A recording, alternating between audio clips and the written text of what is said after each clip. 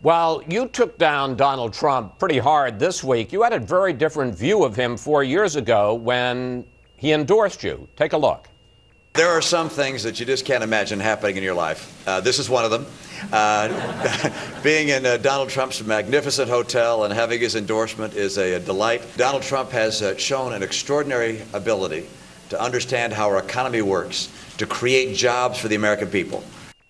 Governor, what changed? Oh, let me tell you, this is a guy, if we look at the past, this is a guy who was very successful, made a lot of money for himself. But at the same time, take a very close look and look how many small people he crushed along the way and how many failures he had. And so we could talk about the past at great length. I had a lot of people who endorsed me who I wouldn't endorse for president. Donald Trump just happens to be one of those who endorsed me.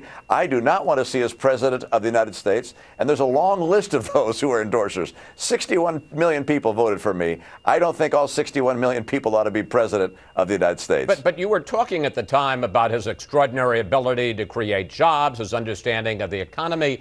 I mean, it's not like everything that Donald Trump that you believe he did wrong has happened in the last 4 years. A lot of those business failures that you talk about happened before 2012. Before 2012, he was making the birther argument that President Obama needed to show his birth certificate because he wasn't born in the United States. I guess part of the question is, by legitimizing him back then, were you part of the reason he's where he is now? Let's talk about what hasn't happened or didn't happen back then and what has happened during this campaign. Calling George W. Bush a liar, cozying up to Vladimir Putin and saying he's a strong leader and popular with his people, equivocating on the Ku Klux Klan, talking about all Muslims as if they're one monolithic group. This is a person who considered Mexican immigrants rapists. And then his policy positions, one after the other. These are positions which are totally inappropriate. He doesn't want to balance the budget. He wants to, as you saw the other night, $10 trillion of additional debt. Look, this is a guy who doesn't represent what's right for the future of the Republican Party. In your speech this week, you suggested that the other three candidates should, in effect, work together to try to stop Trump. Vote for Kasich in Ohio, vote for Rubio in Florida. Basically a stop Trump flood the field, but that isn't working that way. Kasich rejected it, as you know, in the debate. We now hear that Cruz is actually actively campaigning against Rubio in Florida to try to, even if it means Trump wins, to try to drive Rubio out of the race. Are they making a mistake?